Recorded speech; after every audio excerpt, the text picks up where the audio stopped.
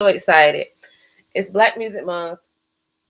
I love music. I love all types of music. So I'm excited for this series. I'm excited every time we join in a conversation. I'm particularly excited about this experience because one, we get to talk about music. Two, we get to go cross generationally. So we get to talk about music way back, right? That our grandparents, great grandparents, our parents, our siblings, other people that we are connected to may have listened to. But we also get to talk about modern day, and we can all join in on the conversation no matter what the genre is, no matter what your preference is, no matter what you enjoy. We all get to kind of put something into the conversation. We get to join together and we get to talk about not only this on a broad scope and on a big level, but also right at home, right where you're from, where you are personally, what's going on with you as an individual, those in your community, those who you have relationship with, those who you influence. Like, it's just a big conversation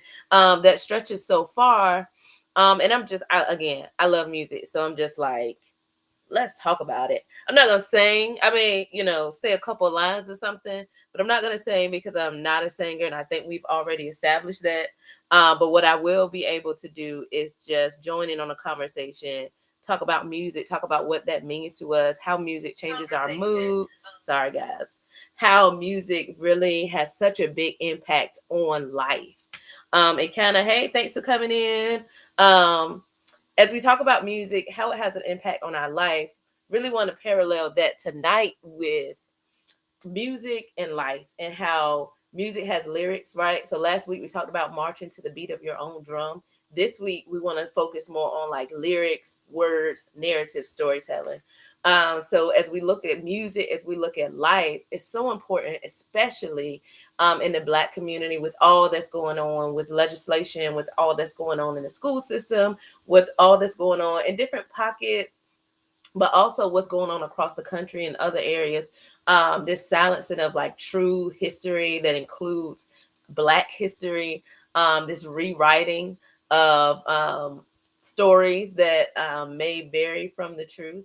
It's so important for us to not only audibly share stories, pass things down for our family history from great events, from movements, but it's also, excuse me, important for us to write things down and to record things, and so whether it be video recording, whether it be some type of digital recording, whatever that looks like for you, really recording things so that we're able to pass those things down to those who we are connected to. We can share our family stories. We can share our stories of events that happen from our perspective and not just from maybe a mainstream perspective, but we're also able to share with those around us. So that's our intro, right? I like to get it out and make sure that you know like what we're talking about tonight. I'm excited again because it's music. If you're new to the vent, welcome. Thank you for coming in. Thank you for joining us.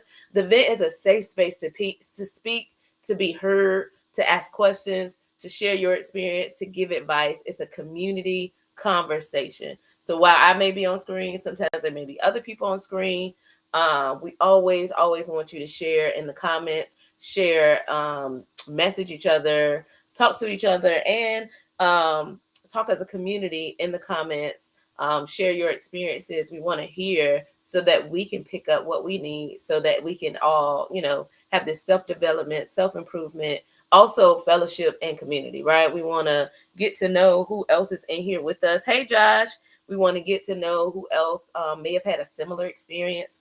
So this is community conversation. This is always going to be communal. We always want to hear what's on your mind. You're open to share as little or as much as you want to. But tonight we really want to talk about like storytelling from the music perspective, but also storytelling as it relates to our family, our personal life, how we're able to pass things down to generations. One, so that we can improve the lives of those around us moving forward, but also so that we get to learn, right? Many of us may not be as connected to our history as we would like just because the story hasn't been told to us. Many of us just may not have had that information passed down. So what we can do now to be proactive is we can be the ones who now pass down the stories. We can be the ones who ask the questions to our elders and other people in our community. So what happened during this time? Because oftentimes, unfortunately, history books and, things don't always record things with the full narrative. Sometimes it's a one-sided narrative. Sometimes it's what people want you to hear or what they want you to know. But we really want to control our own narrative. Hey, Lena, and I definitely Lena. If you guys see on IG, Evelina JB, she actually just wrote her book just released. I just got in the mail, so I haven't been able to read it yet.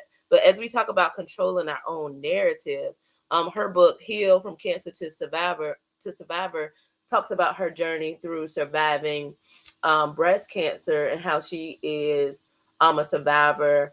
And I can't wait to read it. But this is just a true living example of controlling your own narrative, sharing your story, inspiring others, and really being able to tell your story from your perspective and not let anyone else take that from you. So I'm super excited. Um, but we'll get into that in a little bit. We're gonna because I want to highlight some other storytelling, some other narratives, but I definitely want to highlight Lena. Lena is one of our biggest supporters, and I've known her for a very long time, and I'm super excited because I remember talking to her, about this book, and now like I have it in hand, right when she was going through the process of writing it. And I know that even the writing part can be healing, it can be testimony, like it's so much. But this is like a plug, right? This is available on Amazon. So this is definitely a good resource as far as especially what we're talking about tonight. Lena said we're gonna hop into questions too. Again, if you have questions, you want to share anything, drop it in the comments. Lena said I try to ask my family questions. Hey JR, too sweet. She said I try to ask my family questions, but they tell me it's disrespectful. And I think that's one of the boundaries, one of the barriers we have to get over is, especially unfortunately in communities of color, Black communities, sometimes Hispanic, Latinx communities, Caribbean communities. A lot of times it's this happened and we're not going to talk about it. But we can, and I think we mentioned this last week as well. And I was at a conference last week, and Dr. Otis Moss was speaking, and he's talking about how you can't just talk about the high moments, but you always have to talk about those blue notes, those dark moments, those sad moments, because you don't know what those hard conversations, you don't know what telling that sad story or what you had to do to overcome. We don't know how that can actually impact our family, how that can impact, generations that come after us, seeing how we overcome, seeing what we fought through and how much that can give them as a tool to move forward. So sometimes, I don't know if sometimes we look at it from the wrong perspective and maybe we're ashamed, or maybe, like we don't want to tell it because we feel like if we tell it or if we release this, it's going to have a negative impact on people. But I think one of the times, and it's all in the right timing, right? One of the things we should consider, or I would love for us to consider, is you telling your story, right? Like you telling your story, you sharing the hard times you've been through, actually can really inspire other people and can really encourage them and empower them to keep fighting and to keep moving forward, knowing that you didn't cause this, this hard thing or this negative thing or this difficult thing to happen, but you can overcome and survive and thrive. And how we move forward in a better way is just giving people tools so they don't have to fight as hard as we had to fight, so they don't have to go through as much as we had to go through, because they have the knowledge and the tools. And often that's with us sharing the story, sharing the story in the best way that we can, healthiest way, in the most truthful way, so that they can have that tool to move forward. So thank you for sharing that. Lena also said it's a vitamin for your soul. Absolutely. Writing. I don't know how many of you may journal or write, but writing and journaling and getting things off of your brain, sharing things with others often is a great tool, not just to share your story, but also to release stress, to get things, to lift the load off of you, to memorialize almost things, because we don't know what we might forget. Like you think, oh, I remember that, but sometimes you might not. So just, jotting it down, put it in your notes, putting it in a voice memo, whatever it is, so you can capture that moment, because you never know what impact it may have on others. You don't know what impact it may have on you. right? And just using Evelina, because we talked about her book, she could have just, been like, oh, well, I know my story, so that's all that matters. But she doesn't know how many lives she's going to impact because she put it down on paper and now it's going out to the masses, right? So we don't know what impact we can make. So I'm super excited about that. So as we talk about lyricism, as we talk about storytelling, I have a question for you guys. Hey cousin, hey Shanera, who is the best lyricist or storyteller of all time? So in your opinion, we can't ask these questions without we can't have this conversation without asking a question, right? So in your opinion, when you think about storytelling, when you think about lyrics to songs, when you think about like your favorite song or things that shift your mood, who would you say is the best? And this is across genres, this is across time. You can go back to the 20s, 30s, 40s, 50s, 80s, 90s. Who is the best lyricist of all time? I want to know who y'all think is the best lyricist of all time. And while you think about that, I would like to share just some lyricists that I know for sure. Are we live on Facebook? Some lyricists that I know for sure are kind of out there and doing their thing over time. There's been this big debate or this big thing with Drake and Kendrick Lamar, right? So that's one. Kendrick Lamar, I believe, is a very he came out the gate as like a conscious rapper. Some other people over time, like I always go to like Strange Fruit by Billie Holiday because it really captured the essence of like the Jim Crow era, um, anti-lynching, the Black experience, and the sadness and the heaviness of that time. And like we said before, while Evelina was commenting, what we don't want is for us to miss those tough moments because we don't want to talk about it. No, we need to talk about what happened because this is something people really went through, and we don't want to just brush over that like it didn't happen.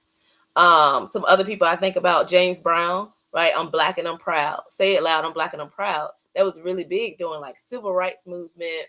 Marvin Gaye, What's Going On?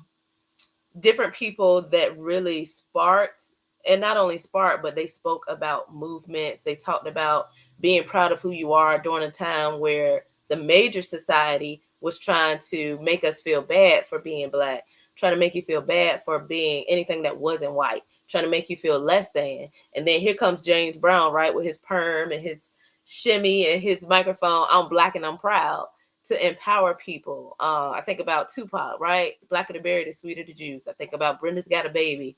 I think about Nina Simone and her storytelling. I actually did a spoken word piece based off her song For Women. She talks about 4 different types of women and some of the struggles that they went through. And she was also such a big cornerstone, or such a big part of a movement of activism when Black musicians really didn't have any other choice but to tell their narrative. I think about Slick Rick, right? And his story, like he was a story, he is still to this day a storyteller. It's so many people, Janelle Monáe, Queen Latifah, right? And many of these people may say they were ahead of their time because they spoke about things that were taboo, or they spoke about things that maybe other people didn't want to talk about, right? Like TLC started talking about like, let's talk about sex. I hope my video doesn't get taken down. Hey cousin, hey Level Up Art, hey cousin. Because they talked about let's talk about sex in the sense of using protection, protecting yourself, women having autonomy over their bodies. It's so many people, and I know I won't be able to list them all, but for me, I think Public Enemy, right? Fight the Power. It is really speaking on, this is what's happening in our neighborhood. This is why we have to, teach our children. This is why we have to fight back. This is why we have to have a voice. You know what I'm saying? Like, it's so many different people, even modern times, like her. She has a song, I Can't Breathe, right? Speaking to not just the situation that happened with George Floyd, but just speaking about the Black experience and how these things try to hold us down and snuff us out almost. And we have to be the ones to fight against it and band together and know that we can overcome anything, right? We shall overcome, right? We can really overcome anything, even in a world, even in a society that often tries to hold us down. J. Cole, like I wrote a list earlier. Chance the Rapper, Rhapsody, Beyonce, Common. I love Common. Um, Childish Gambino. Some of these are more recent, but it's so many different people who Solange. And my favorite, I love Big Crit. But it's if you really listen to a lot of their lyrics, they talk about the Black experience and they talk about how they want to get their people to a better place. Somebody said Evelina said Tupac. Somebody said TLC. Um, Level of art movement said we've been spoon fed so much trash. Absolutely. And that's why it's so important. Like people will try to tell you who you are, right? Mainstream media will try to tell you, well, Black women are just baby mamas. Black women are just women who are out here showing their body and trying to, chase certain careers or do certain things. Black women aren't smart. They also try to say the same thing about Black men, right? Like mainstream media would try to paint this picture like Black men are thugs and Black men are violent and Black men are only good to play sports or be musicians and all they do is do drugs. And, like they paint this picture. That's why it's so important for artists. That's why it has been, will forever be so important for artists like Nina Simone and the artists like Big Crit and Kendrick Lamar and J. Cole and Common and Billie Holiday. It's so important for those artists to say, okay, I know what mainstream media is saying, but this is what's happening in my neighborhood. This is what's happening in the spaces that I'm in. This is what I'm fighting for, right? Big Crit has a song he talks about. I'm doing this for the people who can't do it for themselves. I'm traveling the world. I'm going all around because I know there's people who can't do it for themselves. So I'm putting myself out there so that you guys can move forward. I'm willing to put myself on the line, right? You know what I'm saying? What's up, Big Boss J? So TLC, and sometimes, even like, and this is not necessarily music, but even like Colin Kaepernick and Wale and some other people, unfortunately, like their careers hurt because they spoke out against whatever was mainstream, against whatever was status quo. They spoke out against whatever was, this is what everybody else is doing, so this is what you should be doing. So sometimes we even have to look at it, okay, if I speak out, if I say whatever, at what cost, right? That's why I think it's so important for us to band together and for us to come together and have numbers, because a lot of people end up suffering and losing things because they spoke up. And it's unfortunate, but if we have each other's back more, we can have the numbers to say, we're not gonna let you fall, we're gonna hold you up, we're gonna speak up, right? Because one thing that I know, no matter what the movement is, when you start hitting businesses and things and their reputation, and you start hitting them in their pockets, and you stop patronizing certain businesses or certain places, things start to change, right? So if we can band together, it makes me think of like the Montgomery bus movement. Everybody, if we start riding the bus, something gonna change. And it may not necessarily be because they care about us. They care about their pockets when we stop spending our money in these places. So sometimes, we have to be strategic about how we move, and we have to have the numbers, and we got to all stay on one accord to do it together, right? So thank y'all for that. Yeah, Cuz said it's some really good out there. Just gotta dig for it. Absolutely, I believe that. I believe that there are so many great artists out there, but unfortunately, what they push to us is this trash. I don't even listen to the radio no more. I ain't even gonna front. I don't listen to the radio no more. It's certain things that I'm just like, wow, this is really, I won't disrespect any artist or anybody up here. Everybody got to do what they got to do. But there are some artists that are out here, and I'm like, that does not represent me. That woman does not represent me. That man does not represent the Black men that I know that are good to me and that make sure that I'm good. Right. But unfortunately, many of the great lyricists and great rappers and great, writers, they often don't get their recognition either until after they've passed or years later. Right. Like even think about Kendrick Lamar. Kendrick Lamar was out for the longest time. he was out for years. And then I think he may have made like a commercial song, and that's when he took off and people found some of his other music. But he was conscious, and storytelling from the very beginning. Same thing with Big Crit. I think he's so underrated, right? I'm fangirl for Big Crit, but I think he's so underrated. But if you listen to the lyrics of his song, he's really fighting for the underdog. Um, and there's so many other great people. There's so many local people that I know from like my hometown. They have great music and they're telling their story, but because it's not mainstream, because maybe it's not violent or degrading, it's like, we don't want to hear that. But I think what we can do is push the narrative by playing it, pushing it out, sharing it with other people. So my next question to you all would be, how important, and this is up to you, right? No wrong answers. There are never any wrong answers. It's just all of us have different experience. Hey, Brittany. Yes, please send them to me. I definitely want to hear them, and I want to share some songs. I think what I'm gonna do too, y'all, I'm gonna create a playlist. So if y'all, if anybody else wants to DM some songs to me, I'll create a playlist and I'll link it on my I'll drop it on my IG and on my Facebook, so we can have like a shared playlist and you can just check it out, and it'll be like some good music that's not just a good beat with some trash lyrics, because I don't support that. I don't support it. I'm sorry. I don't. So yeah. Thanks. I really appreciate that. Send me that for real. So many people have put me on to great music, and I'm just like, I appreciate y'all. Read a book. Hey. So my next question is, how important is it to control your own narrative? So when we talk about telling your own story, sharing what your experience is, sharing what your family may have experienced, sharing what you've overcome, how important is that? How important do you think that is? And then you can answer either part or both parts. So the first part of the question is, how important is it to control your own narrative? That's the first part.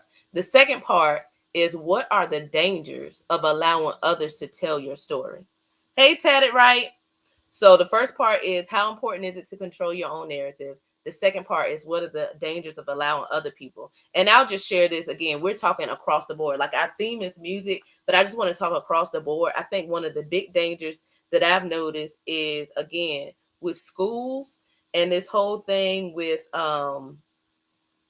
changing like slavery to workers and omitting some things. I used to be a history teacher, a middle school history teacher, and one thing that I did was every day we had a Black history fact. And I'm going to tell you why I did this, because there were so many times that unfortunately things were left out of the narrative. So one part of the narrative was told, like Thomas Edison, for example, right? He invented the light bulb, sure, but we leave out Louis Latimer, who improved the filament. Like, that was a Black man that did that. So his light bulb would not have been able to burn as long had Mr. Latimer not have, you know what I'm saying? We need to know that. We know and it's nothing wrong with knowing the major people like George Washington Carver and Martin Luther King, and I think that's great, but I think we also need to know about these other inventors that may not be mainstream, but they either invented something that someone else got credit for, or they improved an invention by another person and they're not mentioned, or telling one side of the story during like the civil rights movement, or, so many examples. But I think one of the dangers is people only get half of a story. So now we have children of all races, all ethnicities moving forward with a skewed vision of what history was.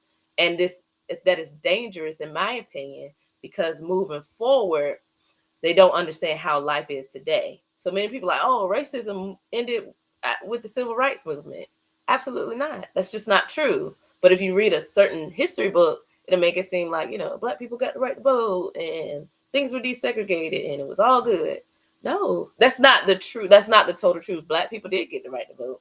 And, schools were desegregated. But there's some schools, like right in Southampton County, where it wasn't until the 1970s that it was actually desegregated. So, like, we got to tell the whole truth about things and not just this skewed, one-sided, this is what happened. No, the danger is the story, and an incomplete story is not a true story, right? Like, if somebody omits something to you, That's the same thing as them not telling the truth to you. That's where I stand on as far as truth telling. If you omit parts of something, that's the same thing as telling an untruth. So I think that's one of them. I think the other part of the narrative is you have details that other people don't. So if I actually experience the Great Migration, if I actually experience living during the pandemic, if I actually experience, I can tell it from a certain perspective that someone looking from the outside in, they're gonna miss some of the details, right? Because they just weren't there. That's just the reality of it. If you're not present, if you're not there, you're gonna miss it. And it's unfortunate, but that's really what it is. It's unfortunate, but that's unfortunately the truth. So we have to do a better job with that. So the other part of that, while we're talking about it, and while you guys are kind of gathering your thoughts about, why it's important to control your own narrative, I want to share some narratives with you. So again, I shared this one earlier. I know we had some other people came in. Evelina's book is out, and I'll drop a link to her Amazon too. And she talks about surviving breast cancer, from cancer to survivor, and this is in her own words. And I love this because we talk about people of color, we talk about Black people, Black Music Month. Evelina is Panamanian, so I think it's very important that we share our stories across the board, right? Another book that I really, really like is The Warmth of Other Suns. This talks about this is by Isabel Wilkerson, another Black woman. It talks about the Great Migration from the Black perspective. So when people moved from down south and started going north, started going to the Midwest, some of the experiences that were had. She also has a book called Caste that's really good. It relates race in America to how they have the caste systems um, in India. Another one, I don't have the actual book. This is my workbook. I couldn't find my book tonight.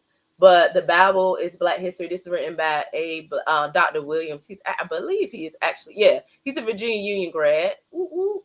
But he wrote a book about the Bible is Black history. Again, sometimes narratives give you half place where people are like, oh, we got to find Black people in the Bible. Black people are all over the Bible. You ain't got to look hard for it. So this book, and the name of the book, this is my workbook, but the name of the book is actually The Bible is Black History, and it tells the narrative of like Imago Dei, how we're, as Black people, we are made in the image of God, no matter what people try to tell you. This is a really good book. Katie's Cannon, another Black woman, womanist, Dr. Katie Cannon. She wrote her own book, and she goes even back to like history with her grandparents, her grandmothers, some of their experiences. So it talks about the soul of the Black community. This is a really, you can see mine is all messed up because I don't read it like 30 times. But this is a really good perspective and narrative.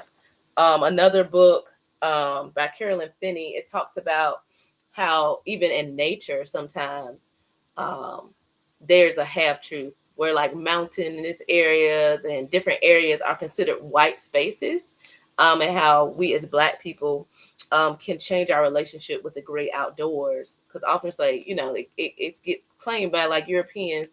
But anyway, this tells like a complete story of why there's such a big drastic difference from just going back in history and looking at our environment and how we can put more Black spaces and white spaces. So this is a really, really good book when it comes to like the environment and what our relationship is with nature. Because yeah, I'm not gonna get on my soapbox about it, but it's a really good book. So control our narratives, writing our own narratives, being able to share it with other people is so important, because the Bible talks about, we perish because of lack of knowledge, but also like not sharing your story really puts us at a big disadvantage. Lena said, if you allow other people to tell it, they may twist it. Then message or revelation from your testimony won't be told. It's a great point. Exactly. Other people may misconstrue something. Other people may, leave out certain details. So it's a story, but it's not exactly the right story. They can put their own spin on it. Y'all ever played like telephone, right? One thing, the message is one thing in the beginning, but by the time you get to the second or third person, the story has changed. because people cannot tell your story the way that you would tell it. And then Evelina said, "Can't nobody tell you?" Oh, that's so funny. Evelina said, "Can't nobody tell your story the way you can tell it because you lived it." 100%. Because you lived it, you're able to add so much richness to your story simply because you're the one that lived it. So why wouldn't you be the one to tell it? And I think that's on the back of Evelina's book. Like she said, "Why me? Why not you? Right? Why wouldn't you be the one to share your own narrative?" So thank you guys for sharing that. The next question is, and you don't have to read the whole thing, but why do you think it's so important for us to accurately document things to pass to future generations? So why is it important for things to be accurately? I can't talk tonight. So one of the things is Nina Simone. I love Nina Simone. If you haven't been able to tell by now, Nina Simone is one of the women who I just believe she embodied her message. So through her song, through her interviews, through her actions, she embodied being an activist. She embodied being someone who wanted to pass down information. She embodied standing for being a person of color, being a woman of color, and really trying to move us forward. So she did that in every aspect of life, whether she was singing, whether she was being interviewed, whether she was empowering other people, whether she was part of a movement.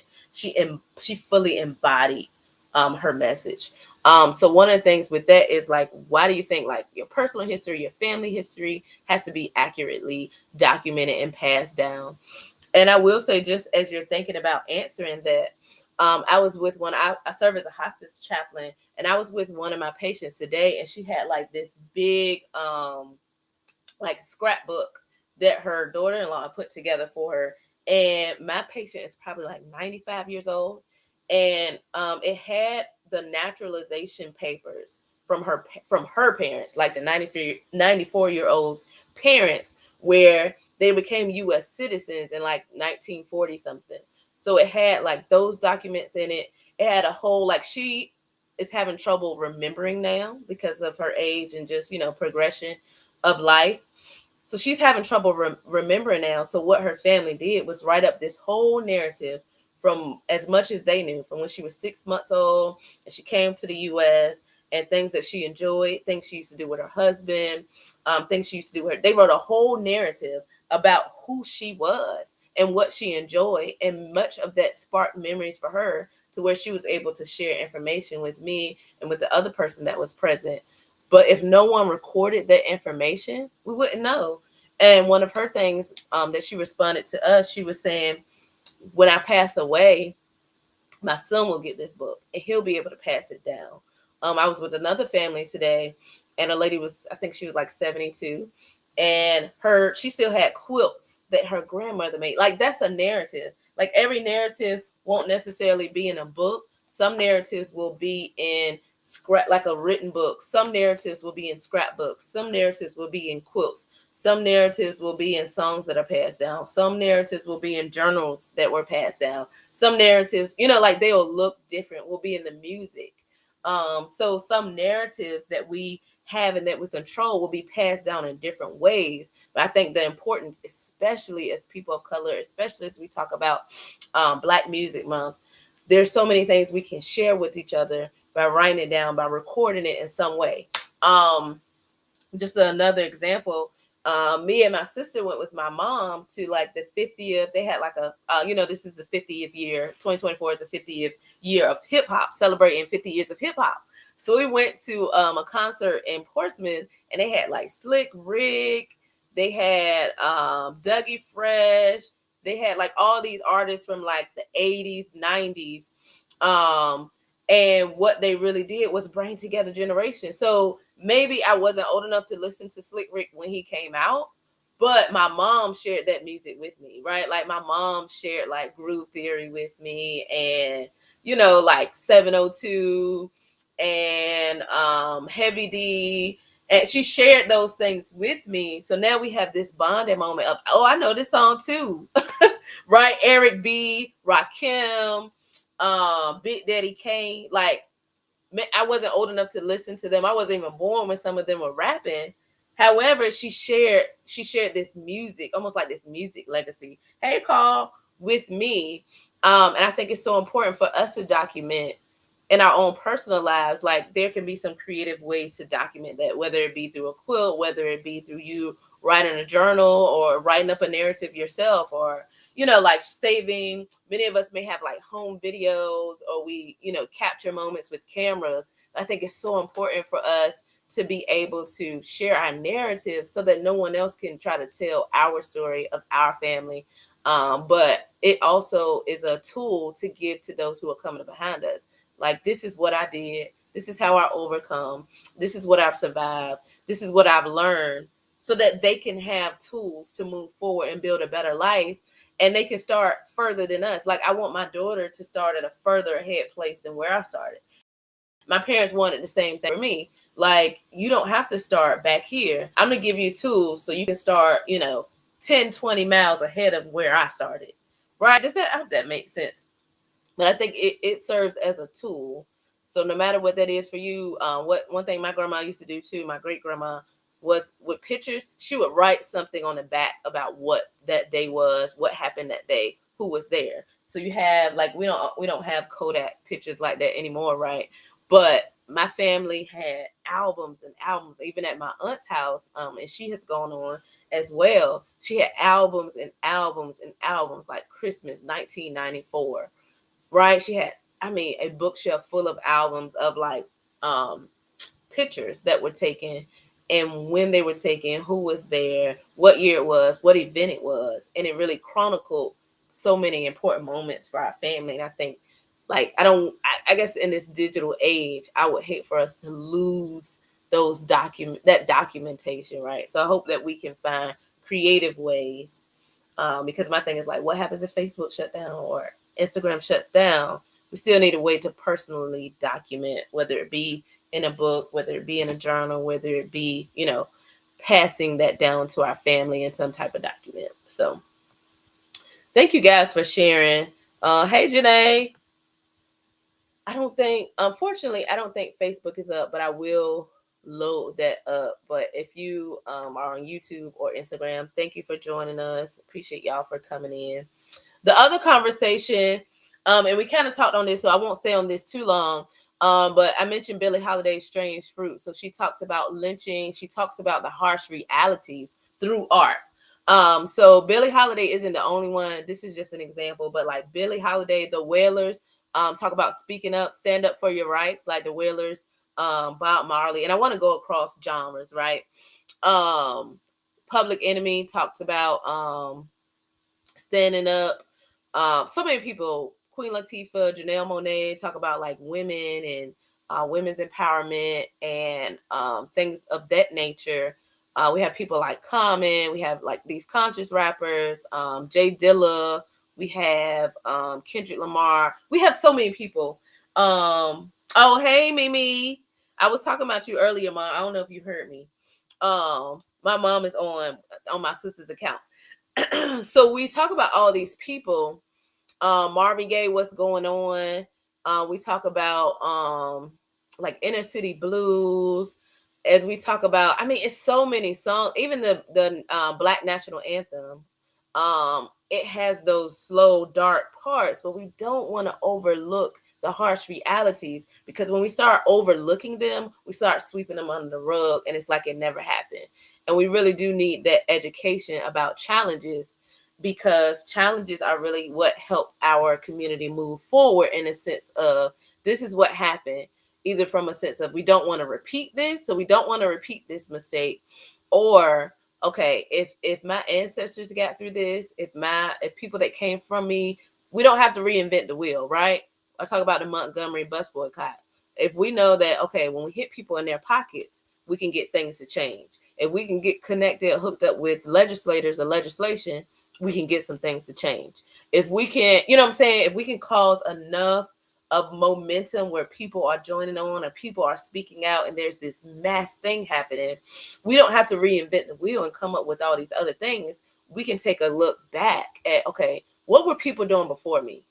And I even think about this. I was talking to somebody earlier, and we talked about challenges, and I went back, like last week we talked about like Africa and like the drums, but I even go back to like how we have this call and response, and we have this communal thing through music and lyrics. If we go back to like slavery and how songs were often instructions on how to get north, where we're gonna meet, they communicated through song.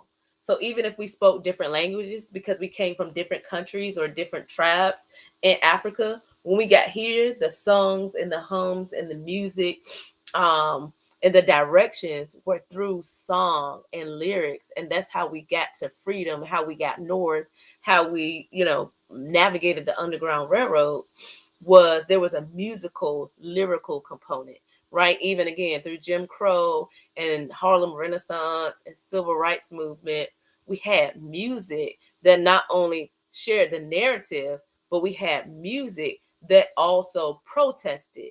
We had music that also, other people may not get this lyric, but I know we get it. Like, we hear, right? Other people may not understand this, and we may be speaking in our own language, our own, like our own vernacular, our own colloquialisms that we get. And if you're not part of this community, you don't get it. But this is our narrative, and this is our language, and this is how we share, right? So like, how you look at somebody and you like, and they know exactly what you mean. That is part of our culture. So I think it's so important that we have that space and that we have that time, because that's often how we got through challenges, through the lyrics and the music and the nuances, and even in the lyrics and the music, the pauses and the things that were unsaid helped us overcome challenges. And we have to continue to do that, so that moving forward, just like I talked about, my mom and my sister and I going to this hip hop, 50 years of hip hop, we were still able to communicate and to dance together and to sing together because my mother had shared this music with me. And in that same way, we should be able to communicate across generations. And I hope that we're able to share things across generation, songs and narratives and storytelling, so that other generations will be able to come together and move forward and make progress and break through challenges, and not be overtaken and not be, pushed off or cast off to the side because we're not doing what the masses are doing. So I hope that we're all able to do that, and that we find creative ways to share with one another and not skip those rough moments. Because if people didn't speak out against this war on drugs, right? Like the big banner I talked about, my mom was like, okay, okay. Because somebody mentioned Ronald Reagan the other day, but I was like, the war on drugs was not a war on drugs. Now, the United States, the legislators, whoever, the mass and the main narrative was this war on drugs. But for many Black communities, they were suffering because you now introduce drugs into our community, and now we're the ones that suffer, and the ones that are being locked up, the ones that are dying. So the narrative that you're telling is not quite the narrative that's happening in my community. Like the narratives didn't match. So you're saying, oh, we need to crack down on this and we need to make communities safer, but you're introducing something into my community to cause dismay and to cause heartache and to separate families, right? So I won't get on my soapbox too much with that, but I just want to say, sometimes the main narrative that's being pushed to us is not what's really happening in our communities. That's why we have to come up and tell our own narrative, so that other people won't say, oh, no, that's not how that happened. No, I experienced it. So you're not going to tell me what happened, because what you're saying is not true, even though it may be the larger or the louder voice. The louder voice, the larger voice, the more well-known voice is not always the true voice or telling the truth, but it's often what is telling what they want people to hear. Hey, Ray Ray. Hey, AJ. So we just want to check, like, even as we watch the news, and I don't know how I got here, but I'm gonna come back, y'all. Even as we watch the news, even as we listen to mainstream media, we want to do that with a filter, knowing that what's being told is not always the full story. It's not even always the story at all, but it's often whatever, everything has an angle. So it's often what wants to be told. That's why in our pockets, in our communities, it's so important for us to know the truth and to talk to one another, so that while certain narratives are being pushed and certain things are being said, us banding together gives us the space to say, no, that's not exactly what happened. And I'm going to have the back of the people that have my back. And then lastly, The last question I have for us tonight, and I want to share a little bit more about our books and about lyricism, is about following our passion. So often in our community, sometimes we're told or we're boxed into what we can do. But in your opinion, excuse me, how can we encourage not only ourselves but also our loved ones to pursue their passion even with all these societal pressures that are out? And the reason why I ask this, as we talk about narratives, as we talk about forging your own path, telling your own story, mainstream media will often try to tell you one thing and it may not be true. For example, and I can only speak from my context, right? Many times people or mainstream media will say, single mothers are struggling, and that may be true. They'll say, single mothers can't go back to school, single mothers can't do this, can't do that, or single parents, period, single men, single women, whatever you identify as, they'll say single parents can't do this. And for me, I feel like oftentimes, again, this is just my context, my personal story, because that's all that I can share, because that's all that I know. I'm a single mother and I'm not struggling. I am well educated, you know what I'm saying? And my goal and my hope is that I can pour into other single mothers to tell them, people try to paint this picture of you of being a statistic, and you have this and you don't have this and you can't afford this and you don't know what to do this and you made this decision, you should have made this decision. However, I know plenty of other single mothers who also are not struggling and who also are raising their child in a healthy environment. Or the other part of the narrative will be like this baby mama drama thing. Yeah, some people do have issues with the other parent, or but that's not a we can't allow that to be a blanket statement. Right? Society try to say, you gotta have drama and you gotta have an issue with this and that. Me and my child's father get along very well, and there's no baby mama, baby daddy, baby grandma. Ain't nobody having. We don't have no drama. We're in a very healthy place. We communicate very well. So, and it's often this narrative that's put out that everybody that has like every single parent has drama, and sometimes people even push that and want that, like, oh, you and your baby father get to, you and Krista's dad get along, y'all must still be messing with each other. No, like why wouldn't we get along? We have a child. Like that's kind of weird to me. When people think that we should be beefing, it's like, why would you want that? Like, why would you want that to be true when we could just get along and do what's best for our child? Like, and sometimes that takes time, right? And that takes effort. But I think part of pursuing your passion, part of being fulfilled, part of being encouraged is also linked to the relationships around you. I want my child's father to do well, and I want us to have a healthy relationship because it impacts my child, right? I want to put out a narrative that you can be a single person, a single parent, a single whatever, and you can still be doing well for yourself and not be dependent on anything or anyone or, anything like that. You can be a Black woman and still thrive. You can be a Black man and be loved. You know what I'm saying? Like, society would try to paint these pictures that are not true. You can have male friends, you can have female friends and be platonic. Like, it's so many things. And I think the other part of that is people try to limit you because you're from this part of town, because you're from this. They'll try to control your narrative, control your story, and cap you at a certain place. Like, oh no, you're from here, so you should only be able to do this. You grew up with one parent in the household, so there's no way, you can make six figures. Like, people come up with all this craziness, and our way to pursuing your passion, just your pursuit of it alone is one way that we fight and we go against this narrative of you can't. And we change the narrative to you can, and you can go above and beyond, and you can do more than you could ever dream of, and you can break, through generational cycles, and you can do more than what they thought you could, and you can do more than what people try to say that you can't do, and you can go beyond what people ever dreamed of, and you can have plans that blow other people's minds, and people could think you're crazy, and you can still accomplish it. Because if that's your passion, if that's your identity, if society, and I think when we know we're getting close to it, when people start looking at you like you're crazy, like, you want to do what? But we don't know anybody that's done that, right? And we've talked about this a few times up here. You don't know nobody that's done that. How you going to do that? Who do you know that can hook you up with that? if that's part of your passion and that's part of your purpose and you believe that you can do it, not literally nothing can stop you, right? Like I know people from my hometown, from a very small city, who have like worked for Google and ran for office and like gotten things, laws changed and become lawyers, and been in spaces and around people, and it's not about the people, but it's about somebody telling you like what you can't do, and then you going on and far exceeding what you even thought you could do, right? I know people, just stories that I've heard, who've had parents that may have been addicts or whatever, but now they're doing very well for themselves, and they could have took the narrative of, I'm a statistic, my mom was strung out on drugs, so I can't be anything.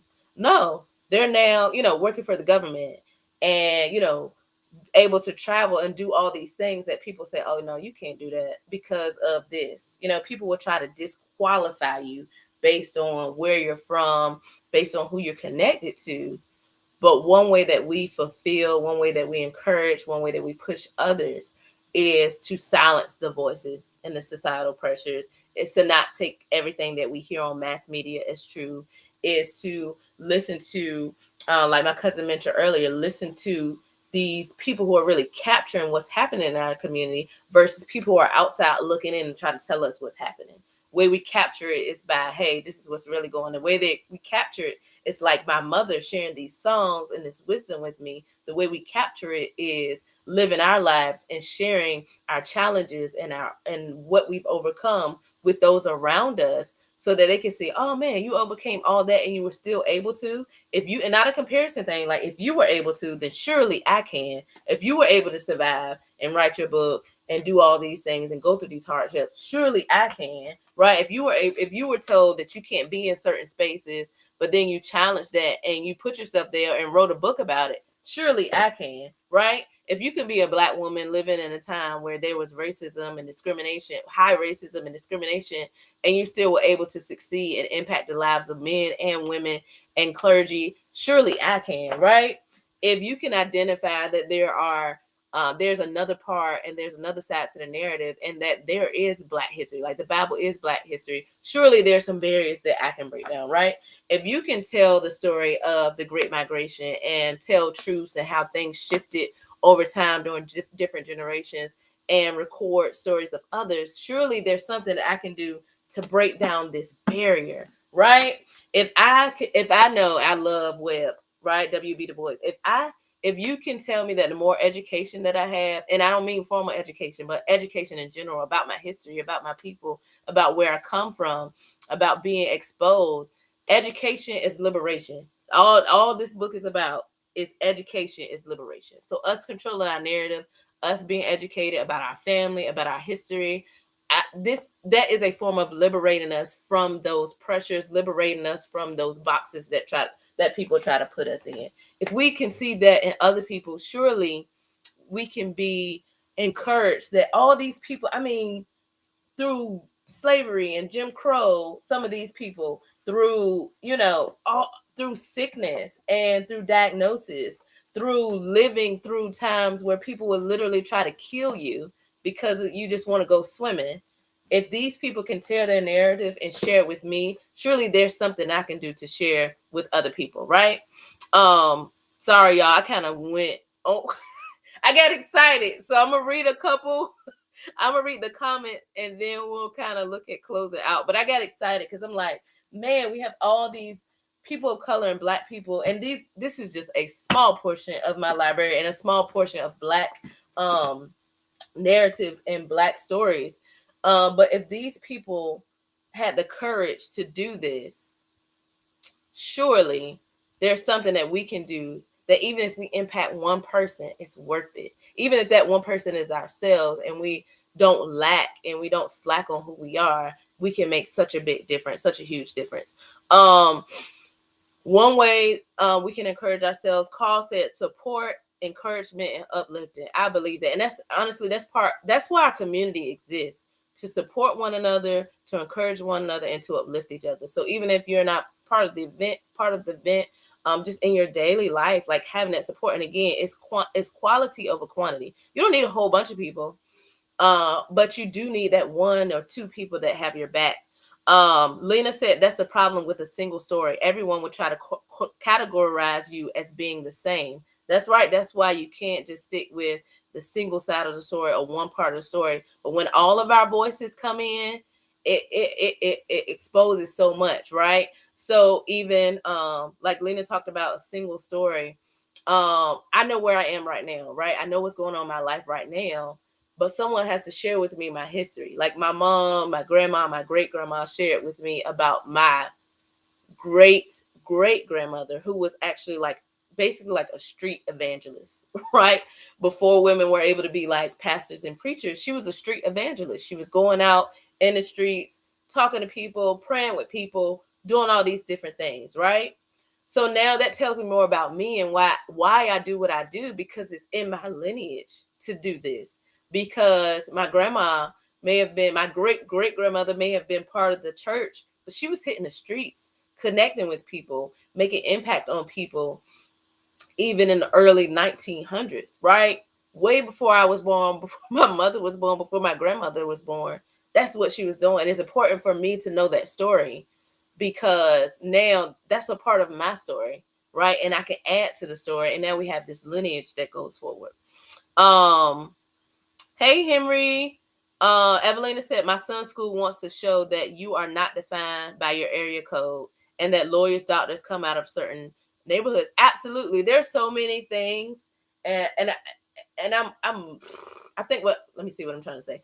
So many things that determined by zip code, right? How much money schools get, how you're looked at, how people kind of like judge you. They have this prejudice, or like they already judge you based on, oh, you from that neighborhood, oh, you from there, right?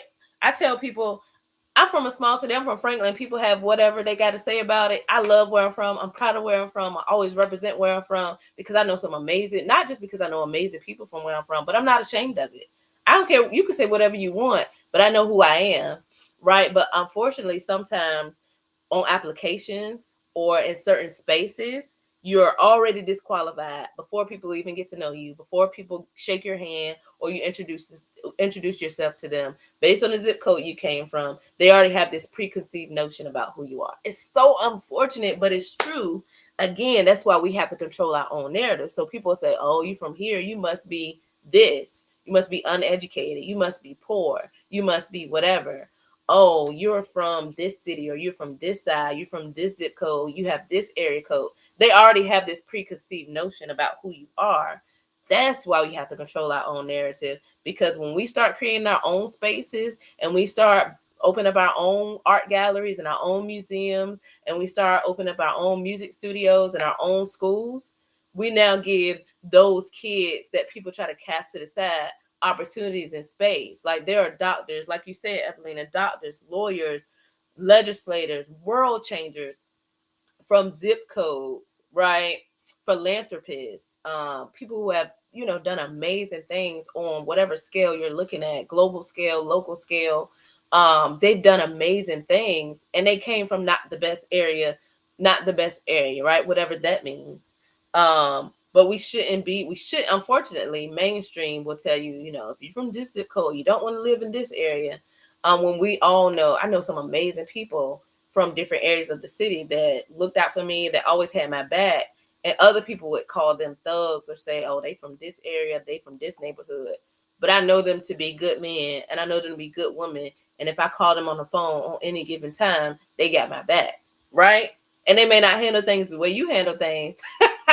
But I know at the end of the day, if I call them, they're good people and have a good heart, and they're going to have my back 100 out of 100 times. And I love and appreciate that, regardless of what their zip code is and how they dress and what other people may perceive them as. They're not thugs, and they're not poor, and they're not, so I won't get on my soapbox, but I will kind of close out with this. First of all, thank you all for coming on. Thank you for sharing. Thank you for being transparent.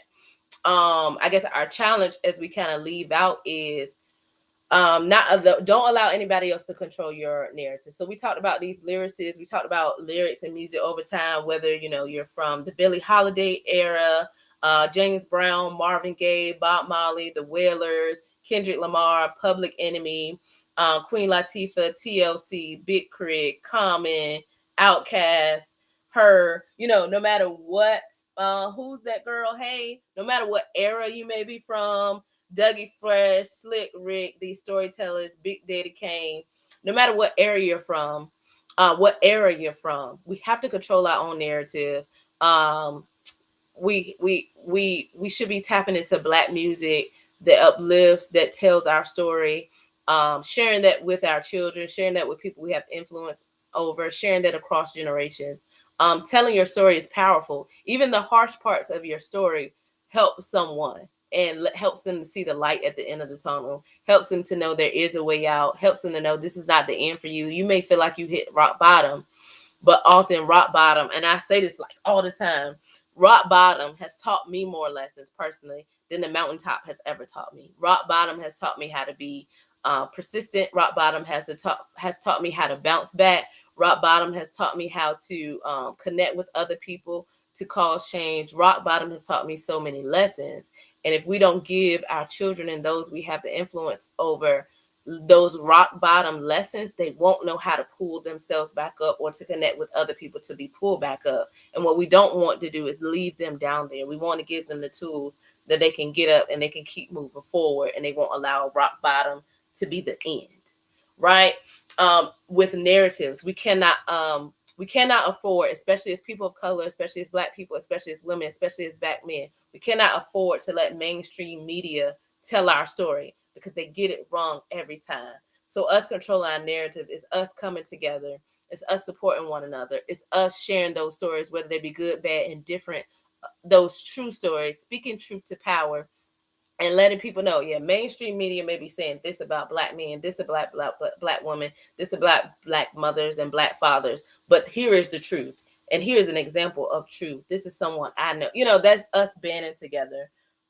So hey, Kind plus two. So controlling our own narrative is putting lyrics to that beat of our own drum, using our voice when necessary, sharing our stories, whether they are heartbreaking stories, whether they are our survival stories, whether they are our thriving stories, whether they're tools for the next generation, to let them know, don't let anything stop you from moving forward. Don't let anything box you in. So think about those lyrics, think about those songs. I will be posting a playlist. So if you have any songs that you want to share with us, DM me the songs. I'm gonna create a playlist and I'll share it so that you guys can have access to it, of just like songs that protest songs that uplift, songs that empower. I'll share that, and that's across generations again. I'll share that with you, and just final closeout. We have our big social coming up, our 757 social. The link is, if you're on IG, the link is in my bio. It's a completely free event. We'll have food. We'll have live music. We'll have a big surprise. We're launching something new, so we want to share that with you. So we'll be sharing some information. We'll be right on the Nansemond River, so we have a great backdrop of the river, some good food, some good time to like talk. It's going to be a great experience. So I would love for you to be there. We'll have for anybody, if you're in the ATL area, someone in the Atlanta area, we'll be in Atlanta. We had like a little meetup where we talked a little bit. We had food together. We had a good fellowship time in Atlanta this weekend. We'll be back in Atlanta hosting a relationship panel in September. So I'll drop more information about that. But those are the two big things we have coming up. So June 29th, we have our big like social and surprise. So we'd love for you to be there, completely free, link in my bio. And then in September, we'll be linking up with the Atlanta crew. So we have some very special guests that'll be on our panel. I'm so excited. My brother, Jonathan Dukes, will be on. He and his wife. We have some other guests that'll be on. But I'll share more information later. But I'm super, super excited about that. I cannot wait for that. We'll be in person in Atlanta. So if you know anybody in the area, go ahead and drop a bug in their ear and let them know. If you want to come with us to Atlanta, come on. But it's going to be a good time of fellowship, talking relationships, food, of course. There's always going to be food involved, and just fellowship, making connections with people. We're community. We're always going to be community centered. So we want you guys to be a part of that. I'll also drop the link to Evelina's book. Evelina, again, is a big part of our community, a big supporter of our community. I'll drop the link to her book as well. So thank you guys again for joining. I enjoyed this conversation. Again, thank you for your insight. I will see you next Tuesday. If I do not see you before, I'll see you next Tuesday. Have a great night. Go listen to some good music. And I will see you later.